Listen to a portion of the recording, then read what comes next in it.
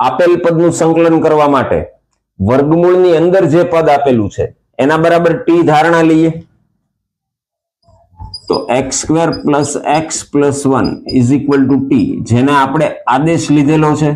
તો હવે બંને બાજુ વિકલન કરીએ તો આપણને મળશે 2x + 1 dx = dt. આની વેલ્યુ ક્વેશ્ચનની અંદર પાછી મૂકીએ તો I = ઇન્ટિગ્રેશન, આ પદમાંથી 2 સામાન્ય લેશું અને એને બહાર લઈએ તો અહીંયા વધે 2x + 1 dx, એની વેલ્યુ dt આપેલી છે, અને સ્ક્વેર રૂટ x² + x + 1 ને આપણે t કહીએ તો રૂટ t નું આપણે સંકલન કરવાનું છે. રૂટ t એટલે t ની 1/2 ઘાત, તો ઘાતમાં 1 નો વધારો થશે, ઈ ઘાત છેદમાં આવશે, તો આનું સંકલન થશે t ની 3/2 ઘાત છેદમાં 3/2 પ્લસ c.